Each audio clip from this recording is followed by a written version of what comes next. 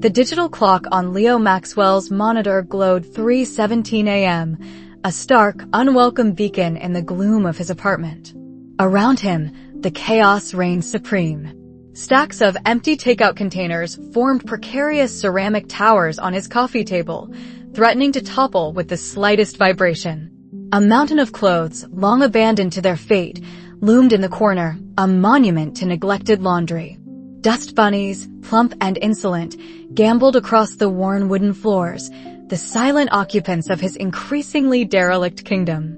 The faint, cloying scent of stale coffee, forgotten ambition, and lingering loneliness hung heavy in the air. Leo ran a hand over his face, feeling the stubble prickle his palm. His eyes burned, not just from the relentless glow of his code editor, but from a deeper, more profound exhaustion. 6 months ago, his life had been, if not pristine, at least manageable. Then Sarah had walked out, taking with her not just half his belongings, but the fragile scaffolding that had held his daily routine together. Since then, he'd poured himself into his freelance software development, treating his apartment as merely a place to crash, its spiraling disarray a physical manifestation of his internal turmoil. He was stressed, lonely, and suffocating under the weight of it all. He desperately needed simplicity, order, a reset button for his entire existence. He scrolled through a programming forum mindlessly, then found himself clicking on an ad for elite home management services. His gaze snagged on a particular tier, discreet personal concierge home transformation. The price, a staggering $3,000 a month, made his stomach clench. His pragmatic side screamed at the extravagance, but his overwhelmed, desperate self whispered, "What's the cost of sanity?" He closed his eyes, picturing Sarah's neat shelves, her organized spice rack, the way she'd always laughed at his inability to fold a fitted sheet. A pang of loss, followed by a surge of resolve. He wasn't rebuilding for her, he was rebuilding for himself. He needed to regain control. With a deep breath that felt more like a gasp, Leo clicked inquire. 2 days later, the doorbell chimed, a polite, almost melodic sound that seemed entirely out of place in the cacophony of his apartment. Leo, still in his worn programming t-shirt and pajama bottoms, pulled open the door. And then he paused. Standing on his threshold was a woman who seemed to have materialized from a glossy magazine cover. She stood sculpted in a charcoal gray pantsuit that fit her form with effortless elegance, her posture impeccable. Her hair, the color of spun obsidian, was pulled back in a sleek, sophisticated chignon that highlighted the delicate curve of her neck. Her eyes, the color of polished jade, met his with a calm, intelligent gaze. A smile, warm yet perfectly contained, touched her lips. She smelled faintly of lavender and something fresh, like spring rain. "Mr. Maxwell?" Her voice was a smooth, low alto, "I'm Serafina Dubois, from Elite Home Management." Leo, acutely aware of his own dishevelment and the looming laundry mountain behind him, felt a flush creep up his neck. Yes. Come in. Sorry about everything." He gestured vaguely at the disaster zone that was his living room. Serafina stepped inside, her movements fluid and unhurried. She didn't flinch, didn't wrinkle her nose, didn't even widen her eyes. Her gaze swept over the apartment with an almost clinical detachment, as if cataloging items for an inventory rather than judging a man's descent into domestic anarchy. "Not at all, Mr. Maxwell," she replied, her voice unwavering. "This is precisely what I am here for. To transform." She turned back to him, those jade eyes seeming to penetrate his facade of easygoing chaos. "You mentioned in your application that you are seeking a complete overhaul. To restore order, simplify your life, and create a sanctuary where you can focus on your work without distraction." Leo blinked. He had written that, in a desperate late-night flurry of introspection. But hearing it recited back to him by this impossibly poised woman, it sounded profound and a little embarrassing. "Yeah, that about sums it up," he managed, feeling suddenly inadequate. "It's been a rough few months. Just need to get things back on track." "Understood." Serafina gave a subtle nod. "My process is thorough. I will begin by establishing a foundational organization, then create sustainable systems tailored to your specific needs and habits. My aim is to anticipate, not just react. Anticipate? Leo didn't even anticipate his next meal half the time. He just wanted someone to make the mess go away. Okay, he said, rubbing the back of his neck. So, what do you need from me? Initially, very little, Mr. Maxwell. Just access and your trust. If you have any specific preferences regarding products, allergies, or areas you consider off limits, please inform me. Leo shook his head. No preferences. Just make it clean and functional. He paused. There's a rather significant coffee stain on some paperwork in the study. If you could work miracles on that, it'd be great. Serafina's lips curved into that same subtle, professional smile. Miracles are my specialty, Mr. Maxwell. And so began the era of Serafina. She arrived punctually at 8 a.m., 3 times a week, moving through his apartment with an unflappable grace that was mesmerizing to behold. Leo, usually an early riser, found himself staying in his bedroom, feigning sleep, just to observe her through the crack in his door. There was no bustling, no frantic cleaning, no loud vacuuming. Just a silent, methodical progression. The first few days were a blur of transformation. He'd leave for a quick coffee run at Mr. Tanaka's shop, only to return to an apartment that felt like a different dwelling. Surfaces gleamed. The faint, stale scent was replaced by a crisp, clean aroma of lemon and subtle floral notes. The laundry mountain simply vanished, replaced by perfectly folded clothes stacked neatly in his dresser drawers, even his notoriously unruly socks paired and rolled. His books, once scattered haphazardly, were now alphabetized on the shelves. His fridge, previously a graveyard of expired yogurt and forgotten leftovers, was not only clean but subtly restocked with fresh produce and healthy, easy-to-prepare meals. Serafina didn't just clean, she curated. She didn't just organize, she optimized. His desk, once a battlefield of cables and paperwork, became a streamlined workstation. The coffee stain on his important documents? Not only was it gone, but the papers themselves were neatly filed, categorized by project. She even installed a discreet cable management system, something he'd been meaning to do for months. Leo's initial relief morphed into a profound sense of awe, then gratitude. He felt lighter, as if a physical weight had been lifted from his shoulders. His mind, no longer cluttered with the visual noise of his chaotic surroundings, felt sharper, more focused. He was sleeping better, eating better, even finding brief moments of genuine peace. Serafina wasn't just a maid. She was a domestic architect, rebuilding his life one meticulously folded towel at a time. The 3,000 seemed less extravagant with each gleaming surface, each perfectly placed item. Their interactions were minimal but always pleasant. Serafina was polite, efficient, and discreet.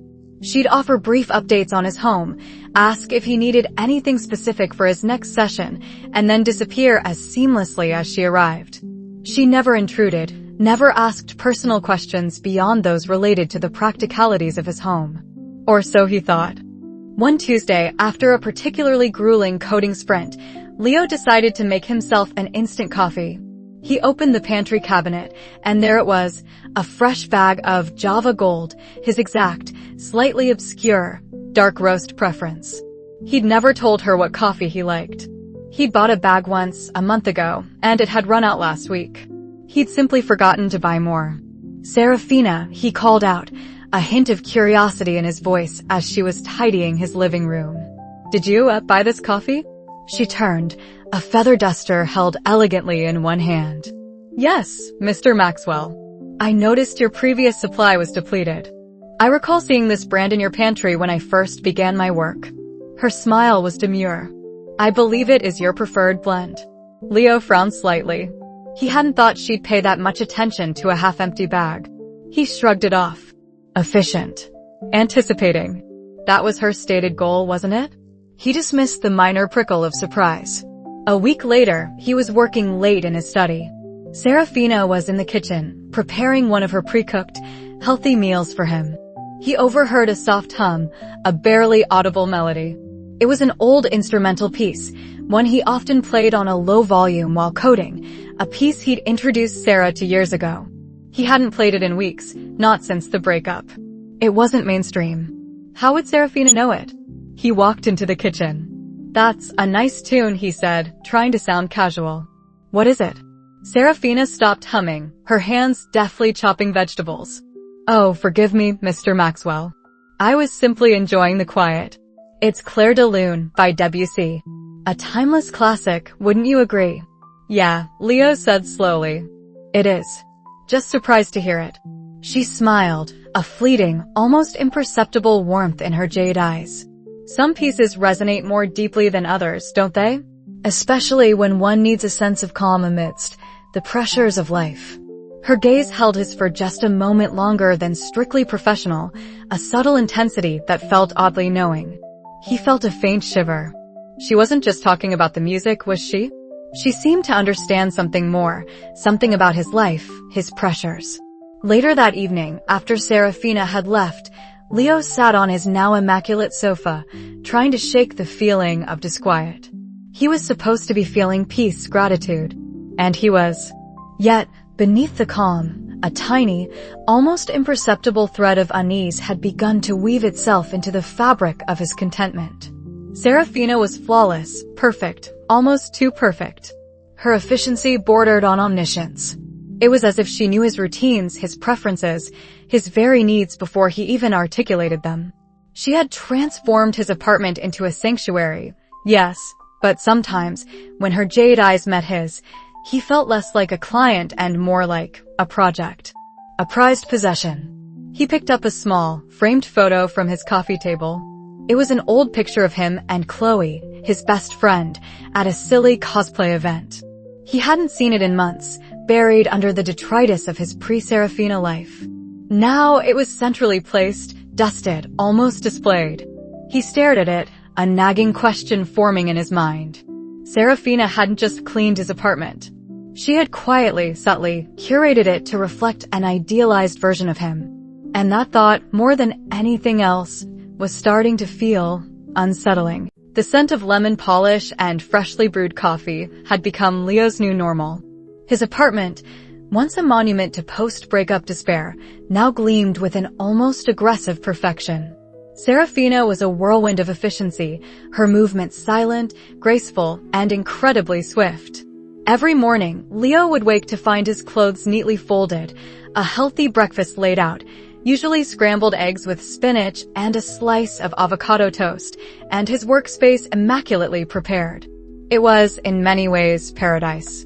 A 3000 paradise, but paradise nonetheless.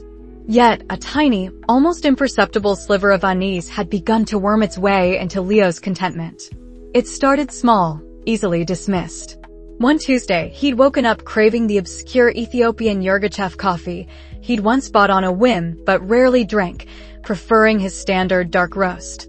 He hadn't mentioned it to Serafina. Yet, there it was, steaming gently in his favorite mug, precisely how he liked it, a splash of oat milk, no sugar. Morning, Leo. Serafina's voice was a soft melody from the kitchen as she arranged a vase of fresh lilies. She wore a simple charcoal dress today, her hair pulled back in a sleek ponytail that accentuated the elegant curve of her neck. I thought you might appreciate a change of pace this morning. You seemed a little restless in your sleep. Leo nearly choked on his coffee. Restless? He hadn't remembered stirring. Oh, thanks, Serafina. This is very specific. She turned, a faint, knowing smile playing on her lips. I notice things. Small details. It's part of ensuring your environment is perfectly tailored to your needs, isn't it? Her gaze was direct, unwavering, and for a fleeting moment, Leo felt a shiver trace down his spine. It was just a maid being exceptionally attentive, he told himself. Nothing more.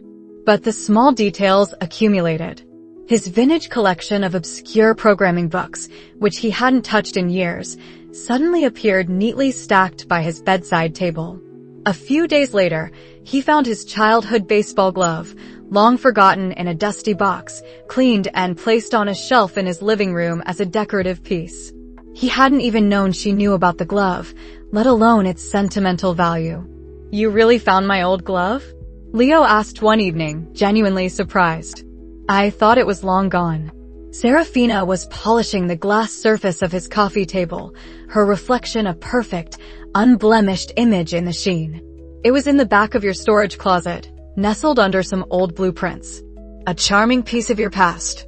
I thought it deserved to be seen. She paused, then added, her voice dropping to a near whisper, you used to talk about how much you loved playing shortstop, even though you were always better at coding.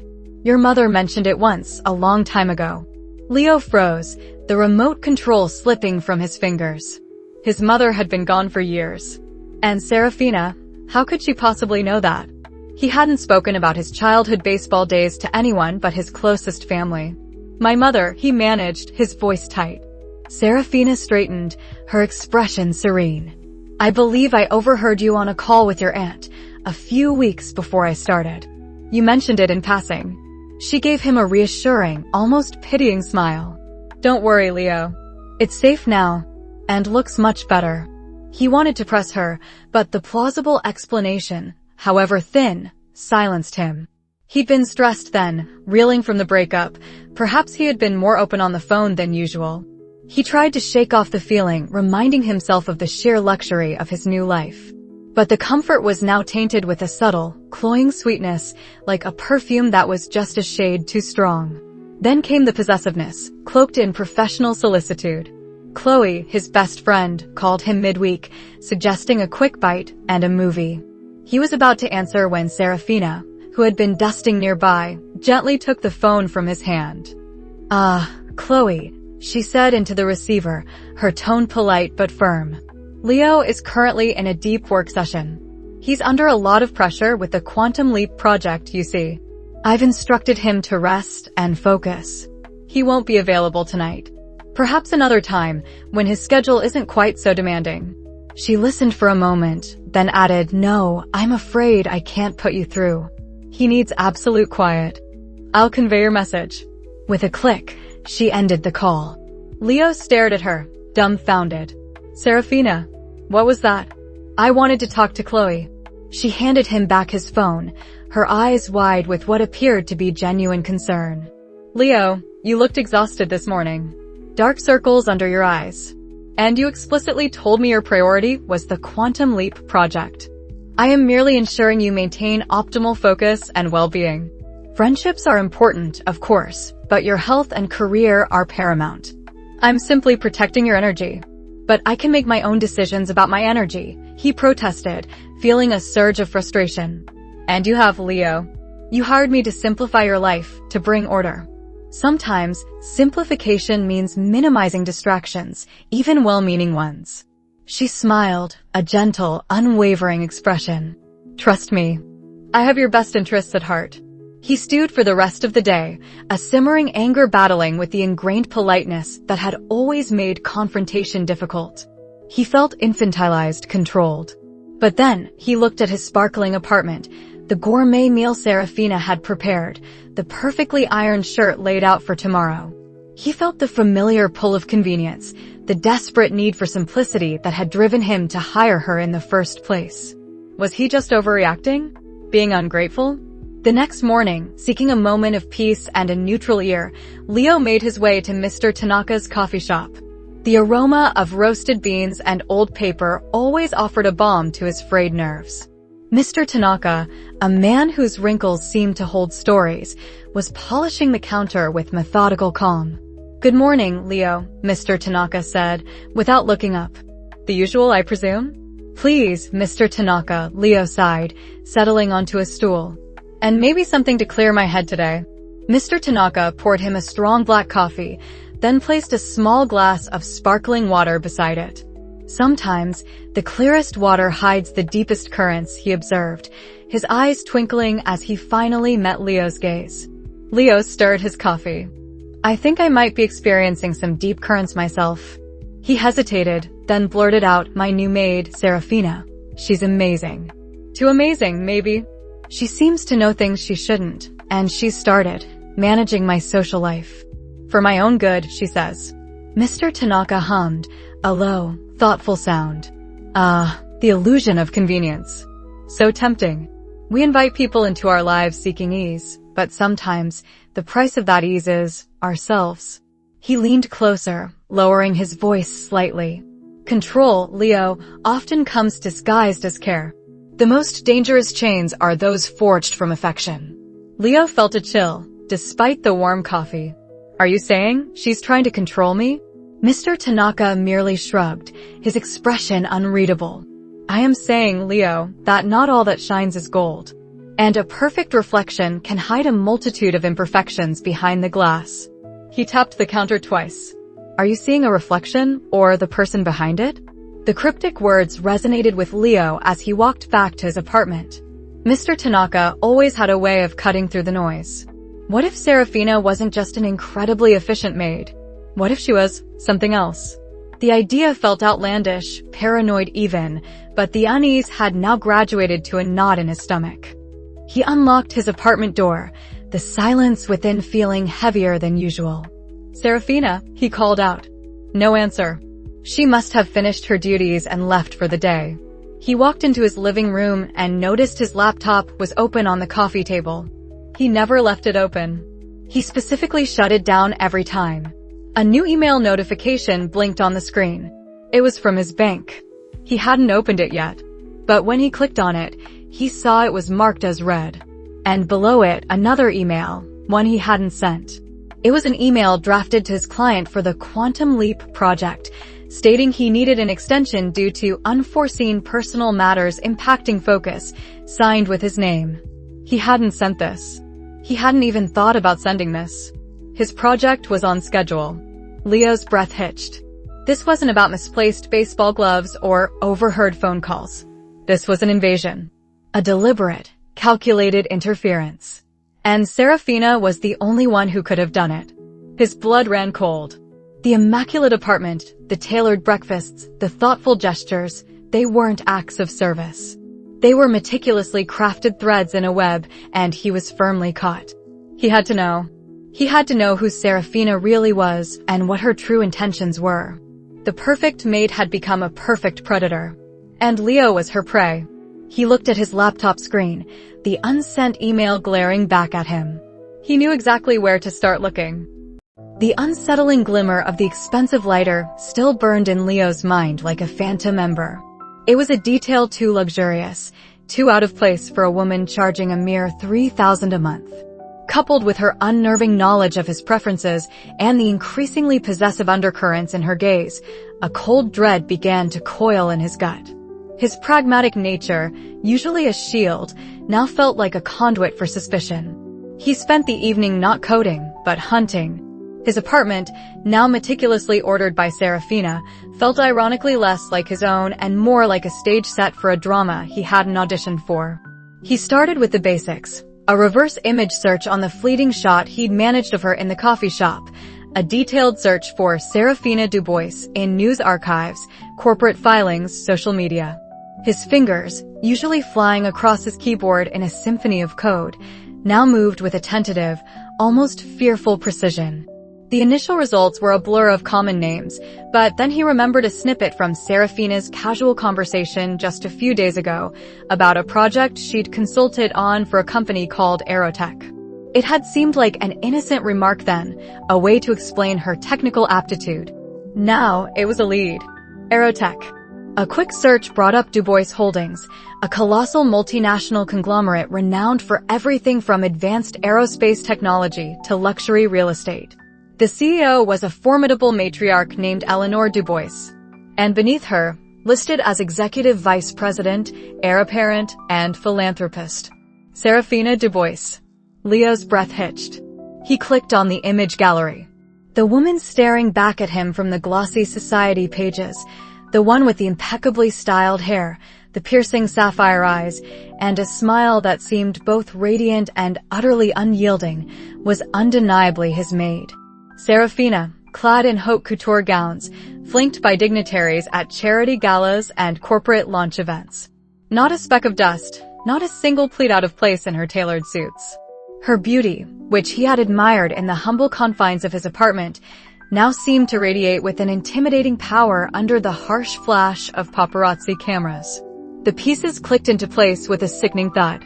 The exquisite watch, the seemingly endless wardrobe of pristine uniforms, the uncanny intuition about his desires, the effortless way she manipulated his schedule without him even realizing it.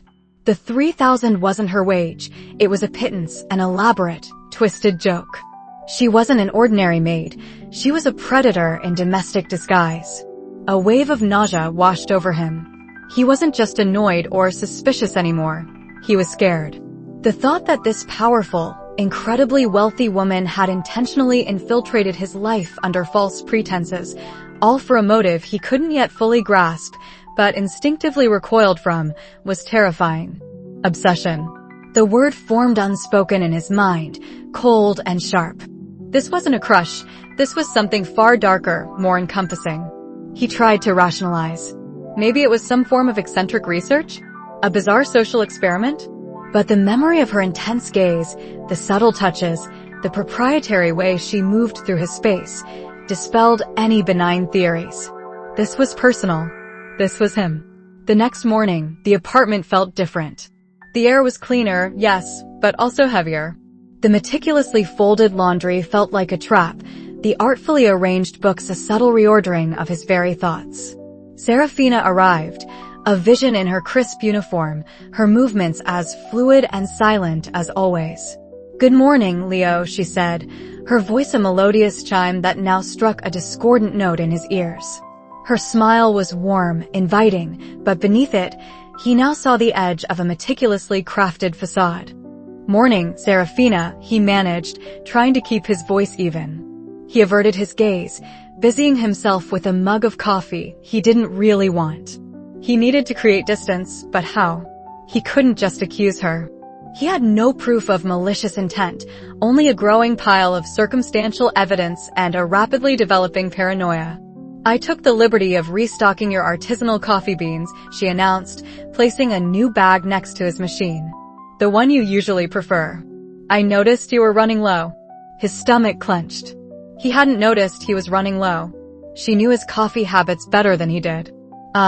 Thanks," he mumbled, trying to sound appreciative. He spent the day cloistered in his office, pretending to work, but really just trying to think. He sent Chloe a cryptic message, "Need to talk." ASAP.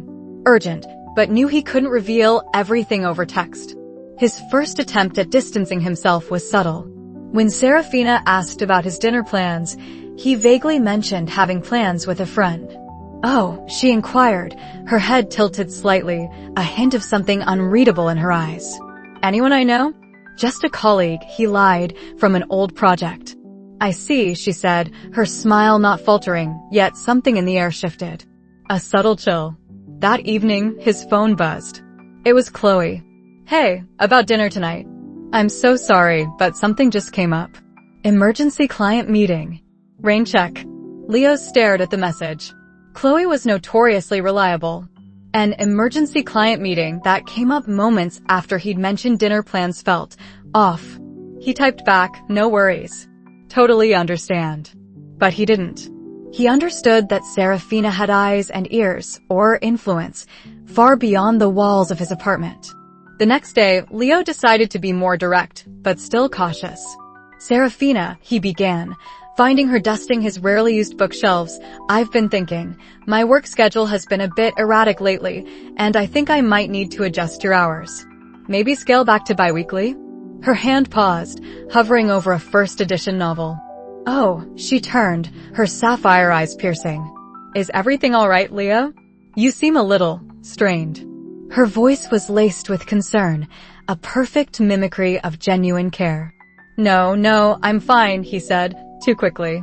"Just trying to tighten the budget a bit, you know. Freelance life." A soft, knowing laugh escaped her lips. "Leo, please. You don't need to worry about the budget. You're a brilliant developer. I'm certain your finances are more than sound." Her gaze held his unwavering. "And as for my hours, I find that a consistent, daily presence ensures the optimal environment for your focus and well-being. Any less, and we risk the meticulous order we've established. Wouldn't you agree?" It wasn't a question. It was a statement.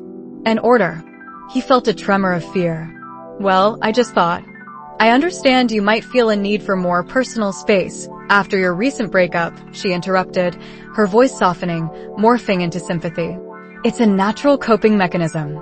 But true healing comes from stability, from knowing that your sanctuary is pristine, always ready for you.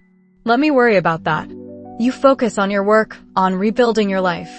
She stepped closer, her hand reaching out, almost touching his arm, then retracting. Consider it my commitment to your recovery. The implication was clear. She wasn't going anywhere. And she knew about his breakup. Knew about his vulnerabilities. The gilded cage was already beginning to feel smaller. That afternoon, he received an email from a potential client, a promising lead he'd been nurturing for weeks. The email was terse, canceling their upcoming meeting. Due to unforeseen internal restructuring, it read, "We will no longer be proceeding with external contractors for this project. We apologize for any inconvenience." Leo reread it 3 times. Internal restructuring? It felt too sudden, too coincidental. He'd done a stellar pitch. They'd been on the verge of signing. He tried to call the contact, but his calls went straight to voicemail. His emails bounced back. It was as if the project and the person had vanished into thin air. A cold certainty settled over him. This wasn't just bad luck. This was Serafina. She wasn't just tidying his apartment. She was tidying his life, cutting out anything she perceived as a distraction, a threat, or simply something she didn't approve of. His career, his friendships, his very choices were being meticulously curated by her. The realization hit him with the force of a physical blow. He wasn't simply dealing with an overly enthusiastic maid. He was dealing with an extremely powerful, dangerously possessive heiress who believed she had the right and the means to control his entire existence. The subtle discomfort had fully blossomed into outright terror. He was trapped, and Serafina Dubois had just tightened her grip.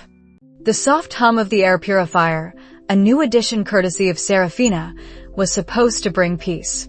Instead, it was a constant, almost imperceptible whisper of her presence, a reminder that every corner of Leo's apartment, once his sanctuary, was now under her meticulous domain. The air was too clean, the surfaces too polished, the silence too profound. It felt less like a home and more like a beautifully maintained display case, with him as the main exhibit. The past few weeks had been a slow, insidious siege. Serafina's manipulations weren't overt attacks, but subtle erosions, like water carving stone. Each day brought a fresh indignity, a new layer of control disguised as care. His phone, once a direct line to the outside world, now felt monitored. Messages from Chloe, his best friend, would often arrive hours late, or sometimes, he suspected, not at all. He'd tried to meet her for coffee last week, only for Serafina to remind him of a phantom client call she'd rearranged for him, forcing him to cancel. When he finally got through to Chloe, her voice was laced with a familiar exasperation he hadn't heard since his ex's worst mood swings. "Leo, are you serious?" Chloe's voice had been tight-strained.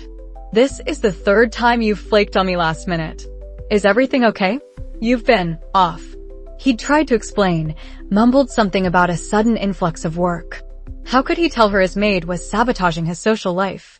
It sounded insane. He could hear her sigh through the phone. "Look, I get you're busy with this new maid making your life perfect, but you're starting to become a stranger. Just let me know when you're actually free. Or able to be free." The line had gone dead before he could properly formulate a defense. The ache of that conversation lingered, a dull throb of loneliness. Serafina, of course, had been humming a cheerful tune in the kitchen, preparing him a bespoke artisanal smoothie. The isolation wasn't just social. His career, the bedrock of his independence, was crumbling. Client emails he'd sworn he sent would mysteriously vanish from his outbox. Critical project files would be moved to obscure subfolders, requiring frantic searches. Deadlines were missed, not because of his negligence, but because Serafina had streamlined his notification system, deleting anything she deemed stressful. A lucrative long-term contract, one that would have secured his finances for months, had been abruptly terminated. The client cited unreliable communication and unexpected delays. Serafina, with a sympathetic frown, had offered to find him simpler, less demanding projects through her extensive network. The projects she found were low-paying, trivial tasks, perfectly designed to keep him busy but financially dependent.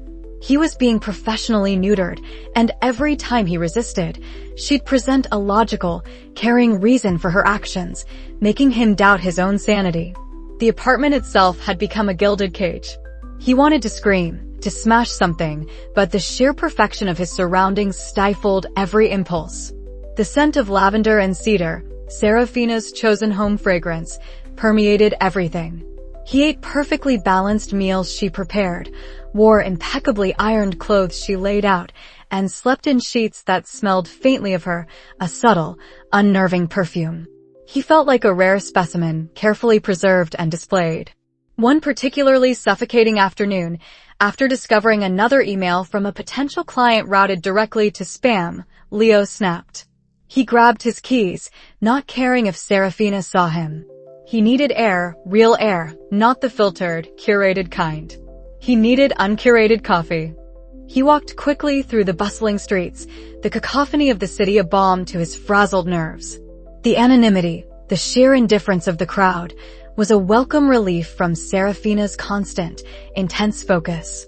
He pushed open the familiar door of Mr. Tanaka's coffee shop, the scent of dark roast and old paper instantly calming. Mr. Tanaka, as always, was behind the counter, polishing a vintage espresso machine with slow, deliberate movements.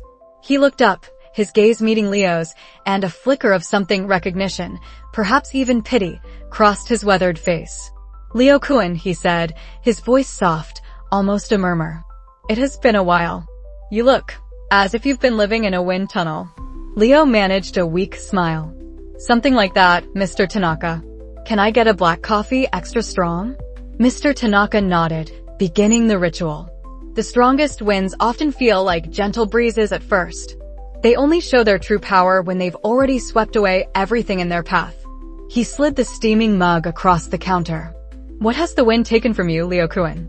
Leo hesitated, then blurted out, "Everything, it feels like. My friends, my work, my apartment, my control. It's like I'm a character in someone else's story, and I don't even have a say in the script." Mr. Tanaka poured himself a small cup of tea. "A character, yes. But the story is still yours to write, no? Even if the stage has been elaborately set by another. A shadow, Leo-kun, can only exist where there is light. And the darker the shadow, the brighter the light that casts it." "What does that mean?" Leo asked, frustrated by the cryptic wisdom. Mr. Tanaka took a sip of tea. "It means the power she holds over you, it comes from her devotion. It is a light twisted into darkness. But it is still a light. And light, however twisted, can be challenged by true illumination. You must find your own light, your own script. Not just to escape the shadow, but to confront the source." He paused, his gaze sharp. "But do not mistake shadows for weakness. A shadow can be vast, resourceful. A well-placed light requires careful thought, Leo-kun." Leo stared into his coffee, the words echoing in his mind. Confront the source. He had been so focused on escaping, on simply getting away. But Mr. Tanaka was right. He couldn't just run. Serafina wouldn't let him. He had to confront her. He left the coffee shop with a renewed sense of purpose, if not yet a concrete plan. The first step was to reconnect with Chloe. He couldn't face Serafina alone. This time, he didn't bother with the phone. He walked directly to Chloe's apartment, his heart pounding with a mixture of fear and determination. He rang the doorbell repeatedly until he heard shuffling inside. Chloe opened the door, her eyes wide with surprise, then narrowing in concern as she took in his disheveled appearance. "Leo? What the hell? Are you okay? You look like you haven't slept in weeks." He practically pushed his way inside. "No, I'm not okay. None of this is okay, Chloe. I need your help. I think my maid is dangerous." He poured out the entire story, from the bizarre initial interview to the creeping unease, the discovery of her true identity, and the suffocating isolation he'd endured. Chloe listened, her initial skepticism slowly giving way to shock, then palpable fear. Her face grew pale as he described Serafina's subtle sabotage of his career and her almost complete control over his life. "Holy crap, Leo," she whispered, running a hand through her short, practical hair. This is This is like something out of a psychological thriller. A full-blown Yandere heiress? This isn't just about getting rid of a bad employee. This is about your safety. I know, Leo said, his voice raw. Mr. Tanaka said I have to confront her, not just run. But I don't know how. She has eyes and ears everywhere. She's sabotaged my work, isolated me. I don't even have the funds to just leave, not with the way she's cut off my income streams. Chloe paced her small living room, her mind racing. Okay, deep breaths. This is serious. We need a plan. A solid, airtight plan. First, we need to gather actual evidence. Digital footprints, anything that proves her manipulations. Screenshots of weird email activity, logs of deleted files. Start backing up everything to a secure, external drive, one she can't touch. And we need to make sure your digital life is secure. New passwords, two-factor authentication on everything. She probably has access to everything right now. Leo nodded, scribbling notes on a napkin. She'll know. She always knows. Then we have to be smarter, Chloe insisted, her pragmatic side kicking in. If she's an heiress, she's got resources.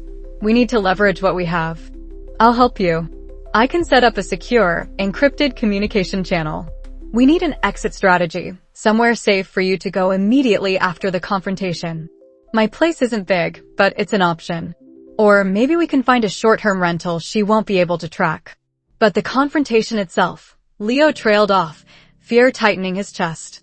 What do I even say? How do I get her to let me go? Chloe stopped pacing, her expression grim. That's the hardest part, Leo. She thinks she loves you. She thinks she's protecting you. You're going to have to make her understand, unequivocally, that this isn't love, it's imprisonment. And that you will fight for your freedom. She took a deep breath. But we need to make sure you're safe when you do it. Maybe we involve the authorities, if we have enough proof. Or at least have someone else present. They talked for hours, formulating a rough outline, a series of steps to reclaim Leo's autonomy. He felt a sliver of hope, a fragile shield against the overwhelming dread. Having Chloe, grounded and practical, in his corner made all the difference. He returned to his apartment late, the city lights blurring around him. As he unlocked his door, the familiar scent of lavender and cedar greeted him. Serafina emerged from the shadows of the living room, her beauty ethereal in the dim light. She held a small, elegantly wrapped package. "You're late, Leo," she said, her voice soft, devoid of accusation, but laced with an unsettling possessiveness. "I was worried. I thought perhaps you were planning something." Her eyes, luminous and unblinking, fixed on his. "But I know you wouldn't do anything so foolish, would you?" She extended the package. "I have a gift for you. A little something to remind you of the comfort and peace we've built together." Leo unwrapped it, his fingers trembling. Inside, nestled on a bed of silk, was a small, ornate silver locket. It was exquisite, antique, and entirely out of place for him. He opened it, and his blood ran cold. Inside, on one side, was a tiny, perfectly rendered photograph of him, sleeping peacefully in his own bed. On the other side, meticulously engraved, were 3 words, "Mine. Forever. Safe." Serafina smiled, a serene, terrifying expression. "It's a charm, Leo. To keep you close. To keep you safe. Always." The air in the apartment felt suddenly heavy, suffocating. The hum of the air purifier was a roar in his ears. Leo looked at the locket, then into Serafina's eyes, and he knew. The clock was ticking. He wouldn't be safe until he confronted her, no matter the cost. His life depended on it. The coffee in Leo's mug had gone cold, a forgotten casualty of the battle raging within him. Across from him, the apartment, meticulously ordered just hours ago by Serafina, felt like a stage set for a drama he desperately wished he wasn't starring in. He'd spent the morning rehearsing this moment, not with lines, but with a sharpened resolve honed by Mr. Tanaka's quiet wisdom and Chloe's unwavering support. He was no longer the passive, agreeable Leo, easily swayed by convenience and charm. He was a man fighting for his freedom, and the price of failure was his very self. He had texted Serafina an hour ago, asking her to come in earlier, saying he needed to discuss something urgent. He wanted the confrontation on his terms, in his space, a small assertion of control before the real battle began. His palms were sweaty, a familiar tremor in his hands, but beneath it, a steel he hadn't known he possessed had finally solidified. He felt like a software patch going live, terrifying, irreversible, and absolutely necessary. A soft chime echoed from the smart lock, announcing her arrival. Leo took a deep, shaky breath, planting his feet firmly on the polished wood floor. When the door opened, Serafina stood framed in the threshold, an ethereal vision in a simple, elegant ivory dress that somehow made her appear even more regal. Her auburn hair, usually meticulously pinned, flowed down her back, catching the light like liquid fire. Her eyes, pools of a startling emerald, held that familiar, possessive warmth. "Leo," she purred, her voice a soothing balm that once pacified his anxieties, now grated against his newfound vigilance. "Is everything all right? Your message seemed rather abrupt." She stepped inside, the subtle scent of jasmine and something uniquely hers filling the air, a scent that had once felt comforting, but now felt cloying, suffocating. Her gaze swept over his tense posture, a faint frown touching her perfect brow. "You look troubled." Leo's jaw tightened. He wouldn't let her disarm him. "Serafina, we need to talk." She tilted her head, a picture of innocent concern. "Of course, Leo. About what, darling? Is there something you're unhappy with? The laundry cycle? The organic vegetables I sourced for you? I strive for perfection, but if I've overlooked anything..." "It's not about the apartment," Leo interrupted, his voice surprisingly steady despite the rapid thrum of his pulse. He walked over to the pristine dining table, where his laptop sat open, a few printed documents scattered beside it. He gestured to the chair opposite him. "Please sit." Serafina's smile wavered, a subtle crack in her polished composure. She moved with fluid grace, taking the seat. Her eyes, sharp and assessing, darted from his face to the laptop screen, then back to him.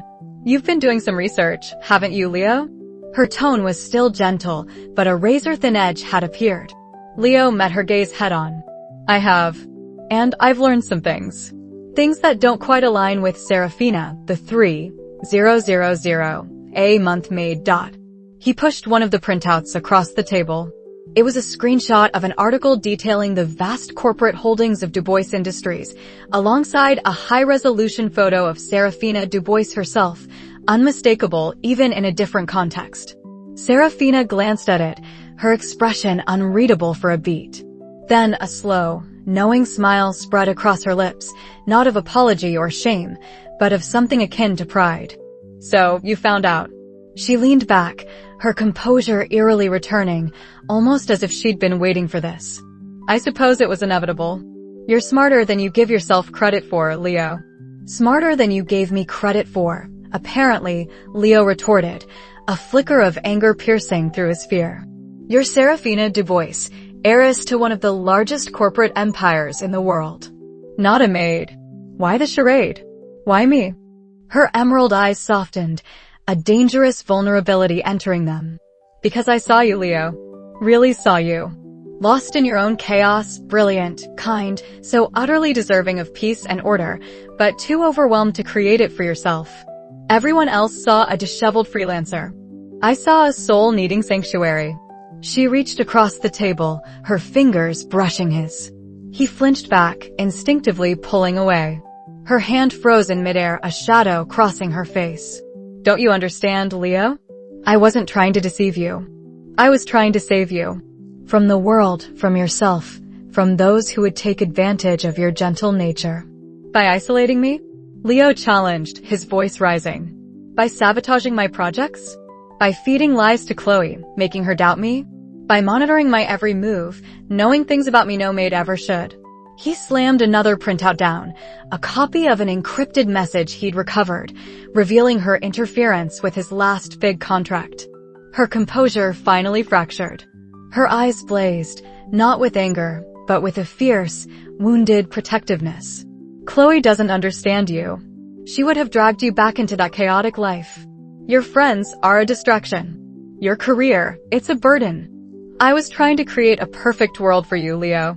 A world where you could finally thrive, unburdened by the mediocrity of others. Her voice became a desperate whisper. A world where only I could protect you.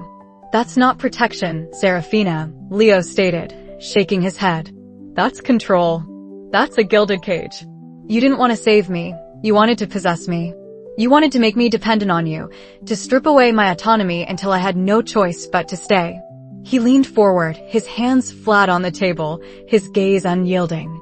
I may have been passive and overwhelmed, but I am not a helpless doll for you to play with. Tears welled in her eyes, but they didn't fall. Instead, they seemed to sharpen her gaze, making it more intense. You don't know what you're saying. This is love, Leo.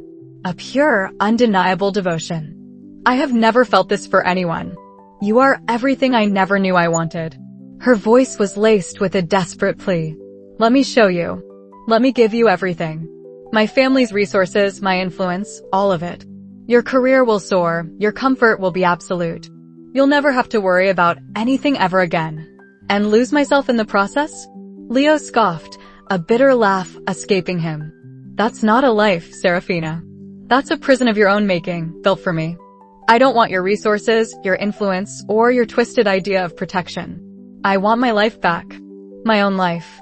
My messy apartment, my frustrating projects, my occasionally bad choices. They're mine. And I refuse to let anyone, especially you, take them away.